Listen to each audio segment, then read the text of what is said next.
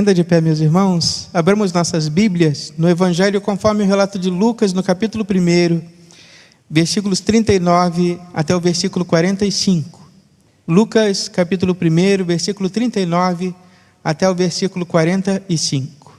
A palavra do Senhor nos diz: naqueles dias, dispondo-se Maria, foi apressadamente à região montanhosa, a uma cidade de Judá. Entrou na casa de Zacarias e saudou Isabel. Ouvindo esta a saudação de Maria, a criança lhe estremeceu no ventre. Então, Isabel ficou possuída do Espírito Santo e exclamou em alta voz: bendita és tu entre as mulheres, e bendito o fruto do teu ventre. E de onde me provém que me venha visitar a mãe do meu Senhor? Pois logo que me chegou aos ouvidos a voz da tua saudação, a criança estremeceu de alegria dentro de mim. Bem-aventurada a que creu, porque serão cumpridas as palavras que lhe foram ditas da parte do Senhor. Até aí a palavra do Senhor para a nossa edificação nesta manhã. Vamos orar ao Senhor. Ó Deus glorioso, Pai bendito e amoroso, nós agora nos colocamos diante do Senhor para meditarmos juntos na tua palavra, buscando a Deus inspiração. Também, ó Pai, que os nossos corações estejam preparados para aquilo que tu tens a nos dizer nesta manhã. E assim sejamos, Senhor, edificados. Abençoa-nos, ó Deus, e atende-nos. Te oramos em nome de Jesus. Amém. Meus irmãos, o texto do Evangelho fala a nós de uma visita feliz. Uma visita feliz. Jesus resolveu visitar uma casa. Que bom é ter a nossa casa preparada para receber a visita de Jesus. Há uns anos eu ouvi de uma pessoa uma expressão muito feliz, pelo menos uma intenção perfeita, e ela dizia: eu deixo na noite de Natal a minha casa preparada. Eu deixo na noite de Natal a minha casa limpa e arrumada. Eu deixo na noite de Natal a minha mesa posta, porque eu aguardo pela visita de Jesus. Jesus vem visitar a minha casa. A visita de Jesus é esta, que traz alegria ao coração de quem recebe. E este é o propósito. E assim, a palavra do Senhor que nos fala de um Jesus que tanto caminha de uma direção a outra, saindo de um lado para o outro, andando, visitando, e por onde passa curando, transformando, realizando sonhos, transformando realidades. Mas vai citar para nós uma primeira visita. A primeira visita de Jesus é a casa de Isabel. E ali está o encontro de duas mulheres grávidas, uma diferença de poucos meses, algo em torno de 6 meses separam uma gestação de outra, mas ali um encontro feliz, uma primeira visita feliz feita por Jesus. E é interessante, meus irmãos, perceberem, eu gostaria de começar destacando, a reação de Isabel é de felicidade pelo privilégio de receber a mãe do seu Salvador, a mãe daquele que haveria de ser a encarnação do Deus vivo, daquele que deixou de ser, ou melhor, que abandonou seu trono de glória para estar entre nós, mortais, miseráveis, em nada dignos. Mas Ele olha para nós com misericórdia e resolve nos visitar, resolve estar conosco, resolve ser o Emanuel. E ali, naquele encontro feliz, a felicidade não é apenas de Isabel, a mãe, mas a felicidade também é daquele que ela carrega. Aquele que habita em Isabel saúda e se alegra na presença daquele que habita Maria. E aí, meus irmãos, poderia destacar como primeiro e grande ensinamento desta palavra o valor que tem a vida, o valor da vida desde a sua concepção. Jesus ainda não havia nascido, nem João Batista. Mas naquele encontro feliz das mães de Maria e Isabel, a presença de Jesus ali é sentida não apenas por Isabel, mas por aquele que habita em Isabel. E ali, meus irmãos, o valor da vida. Quanto vale a vida? Em todos os estágios, em todos os momentos, desde a sua concepção até o momento final. É preciso, meus irmãos, compreender que a palavra de Deus ela defende a vida em todos os estágios. Não há um momento em que a vida deixe de ser importante. É preciso brigar pela vida lá na concepção, aquela que não nasceu, aquela que não se fez, mas é preciso brigar pela vida após o nascimento, na infância, na adolescência, na juventude, na idade adulta e também quando nós estamos mais experientes, já idosos. Esses também precisam de cuidado, de respeito, porque também são vida. Não há um momento em que a vida não deva ser valorizada. Não há um momento em que a vida deva ser desprezada. É preciso cuidar da vida.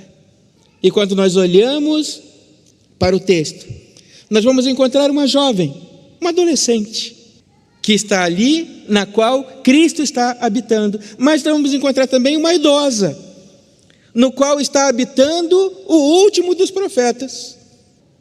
Ambas usadas por Deus.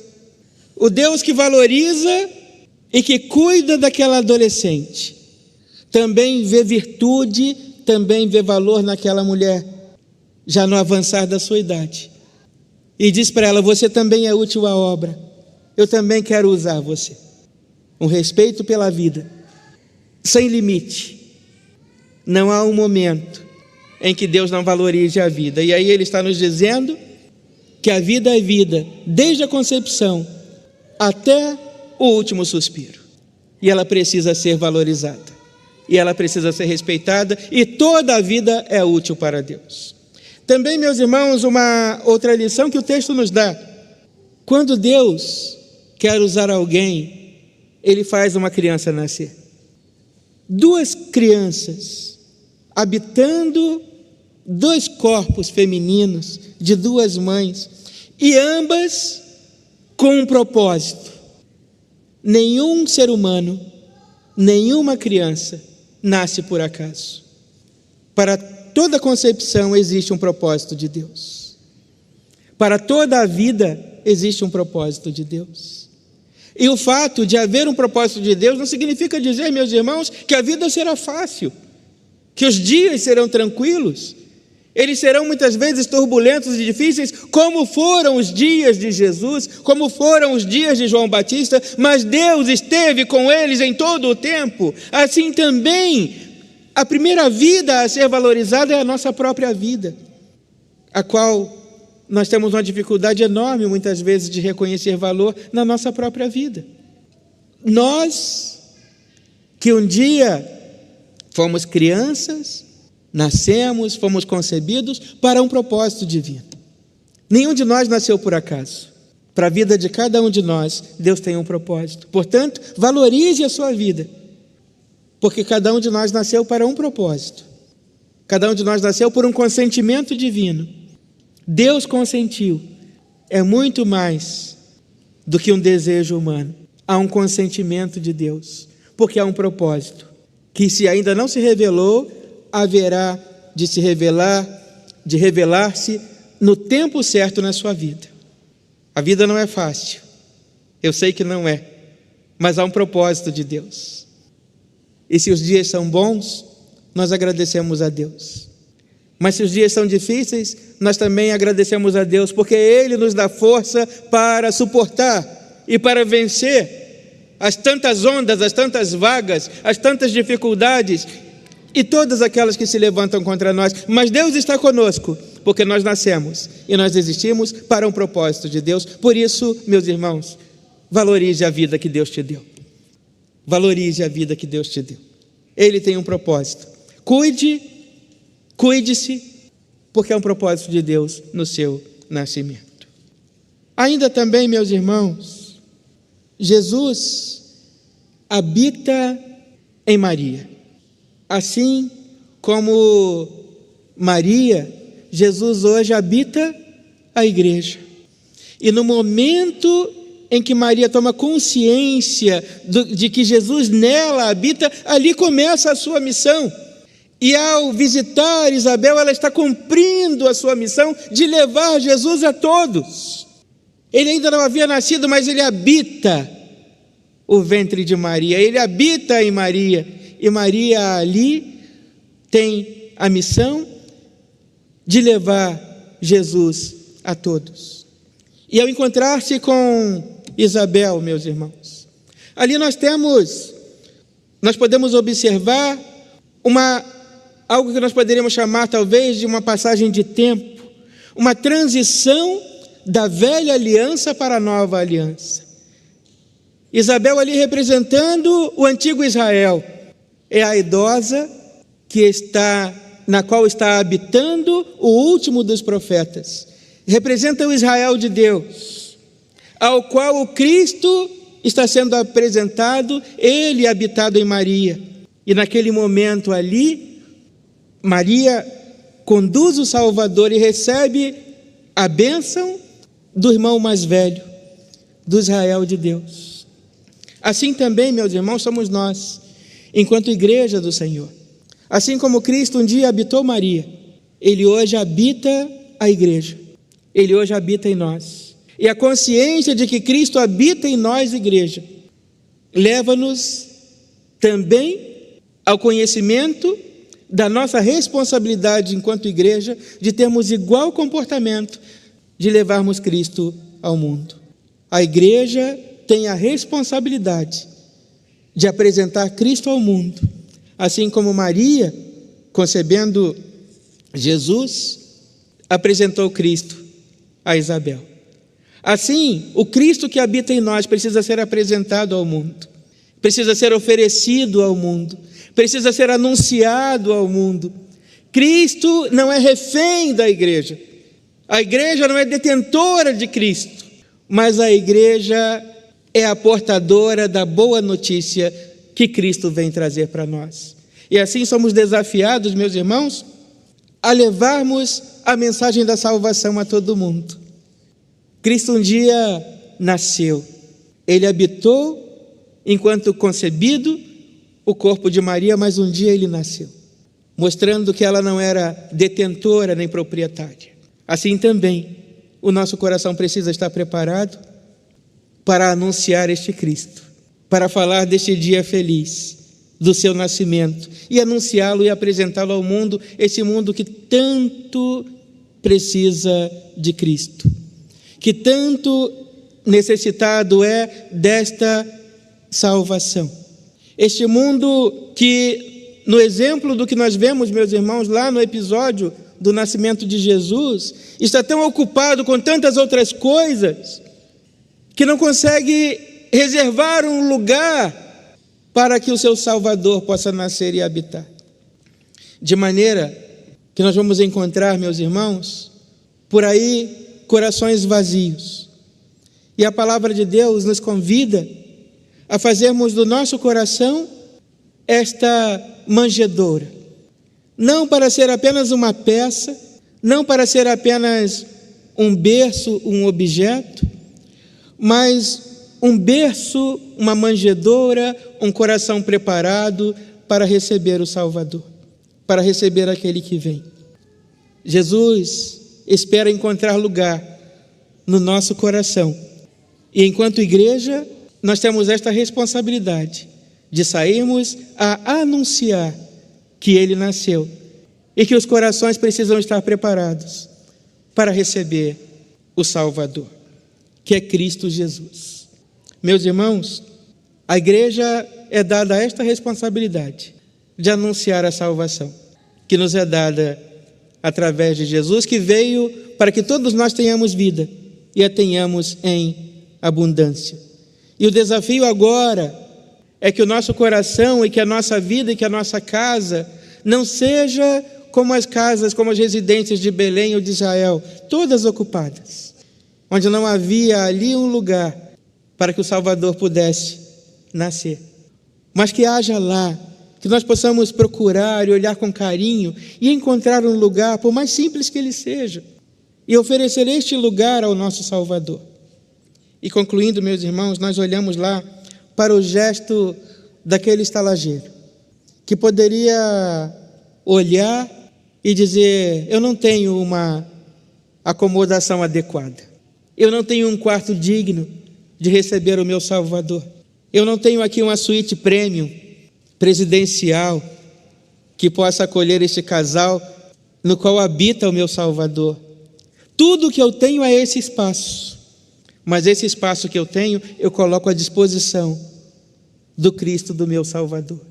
Repare, meus irmãos, que José, Maria e Jesus não se importaram com o luxo, mas eles ficaram felizes em saber que aquele espaço simples, insalubre, desconfortável, era tudo o que aquele estalageiro tinha para oferecer, mas ele colocou esse espaço à disposição de Jesus. O nosso coração talvez não seja tudo o que nós gostaríamos que ele fosse, talvez ele não esteja tão preparado quanto nós gostaríamos que ele estivesse para receber Jesus, mas o que importa para Jesus é que, seja como for, como quer que esteja o nosso coração, ele seja posto à disposição de Jesus. Senhor, eu não tenho o melhor, é isso que tenho, e o que tenho eu te ofereço. Jesus deseja nascer também no nosso coração, encontrar espaço na nossa vida ocupada, na nossa vida corrida, e ele espera tão somente ouvir de nós um sim. Sim, na minha vida tem espaço para o Senhor. Pode talvez não ser o mais adequado, pode talvez não ser tudo o que eu gostaria que fosse, mas o que tenho, eu ofereço ao Senhor. O espaço que eu tenho, eu coloco à disposição do Senhor. Está aqui, use, Senhor, ocupe, Senhor, faça nele morada, Senhor. Ele não é adequado, ele não é tudo o que eu gostaria que fosse, ele não é de longe nada do que o Senhor merece, mas é o que eu tenho para te oferecer. Que assim, meus irmãos, por mais simples que seja, o espaço do nosso coração ofereça para Jesus, para que ele possa habitar. Abra o seu coração para que Jesus possa te visitar. Prepare a sua casa, mas prepare a sua vida também, porque Jesus quer te visitar. Como visitou Isabel naquele dia, ele quer te visitar. Como visitou a casa de Zacarias, ele quer te visitar. Ele quer visitar a sua casa.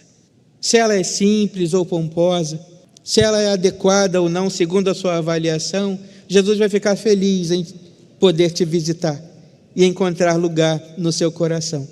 Que nós possamos, meus irmãos, nesta manhã e neste tempo de Natal, abrir o nosso coração, abrir a nossa casa, para que Jesus possa nele habitar, valorizando a vida, e que à volta da nossa mesa todos sejam importantes, desde o nascituro ao mais idoso, todos tenham igual valor, todos sejam família, família do Senhor, porque Jesus nasceu para todos, para toda a vida, em toda a fase, em todo o tempo. Que Ele nos abençoe e nos guarde, e que nós possamos receber uma visita feliz. Que seja uma visita feliz. Apresente para Jesus o que você tem, Ele vai ficar feliz. Se é adequado, se é tudo o que você gostaria, isso não vem ao caso. O que importa para Jesus é sentir-se bem-vindo, e que na sua casa, na sua vida, no seu coração, Ele possa sentir-se bem-vindo. Ele seja bem-vindo, por mais simples, mas é o que eu tenho para te oferecer, Jesus. E assim Ele possa ocupar um lugar especial na sua vida e no seu coração. Para isso tudo, o Senhor nos abençoe nesta manhã. Louvado seja o nome do Senhor. Meus irmãos, assim chegamos ao final do nosso culto, desejando em nome da igreja a todas as famílias da igreja um feliz Natal. Que Jesus esteja presente em cada lar, em cada coração, em cada família, e que nós não nos esqueçamos que nós só estaremos reunidos naquela noite, em volta da mesa, em torno da mesa com a nossa família, porque Jesus nasceu. Portanto, não nos esqueçamos dele, de oferecer um lugar para ele à mesa conosco. Não nos esqueçamos de convidá-lo e abrirmos a porta para que Ele possa entrar e habitar conosco. Não nos esqueçamos de oferecer o nosso coração para que seja a manjedoura, que seja o berço, que seja o lugar que acolha o nosso Salvador. Não nos esqueçamos de abraçar aqueles que vão estar à nossa volta. Não perca a chance de abraçar o familiar, de abraçar o amigo, de abraçar a pessoa querida que vai estar conosco naquela hora. E não se esqueça de agradecer a Jesus, porque é tudo por Ele e é tudo para Ele. Mais importante do que o presente que você pôde comprar ou não, ofereceu ou não, é o sorriso sincero, o abraço, o aperto de mão para aquela pessoa a quem você não esquece e que não esquece de você. Não perca a oportunidade de agradecer a Deus por estas vidas. O verdadeiro presente é Jesus. O verdadeiro tesouro são os amigos, são as pessoas que estão à nossa volta. Agradeça a Deus por cada vida. E que Deus, em nome da igreja, eu digo em nome da igreja, que Deus abençoe a cada um e conceda a todos nós um muito, muito, muito feliz Natal. Que Deus nos abençoe e nos conceda uma semana feliz de Natal. Oremos. Glorioso Deus, nós te agradecemos por cuidar de nós.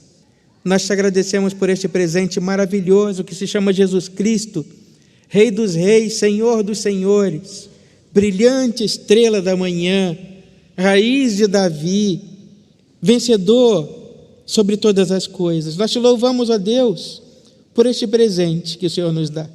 E te pedimos, ó Deus, que nos acompanhe e nos guarde nesta caminhada de retorno ao nosso lar e ao encontro das nossas famílias e dos nossos queridos.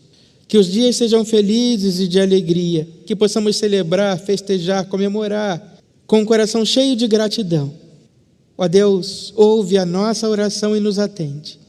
Nós te oramos no nome do teu Filho Jesus Cristo, que nos ensinou a orar dizendo: Pai nosso que estás nos céus, santificado seja o teu nome, venha o teu reino e seja feita a tua vontade, assim na terra como no céu. O pão nosso de cada dia nos dai hoje, e perdoa as nossas dívidas, assim como nós perdoamos os nossos devedores. E não nos deixes cair em tentação, mas livra-nos do mal, pois teu é o reino, o poder e a glória para sempre. Amém. E que a graça do nosso Senhor e Salvador Jesus Cristo, que o amor imenso de Deus o Pai, a comunhão, a consolação e todas as virtudes do Espírito Santo de Deus repousem sobre a igreja do Senhor nesta manhã e sobre todos nós permaneça agora e para todo o sempre. Amém.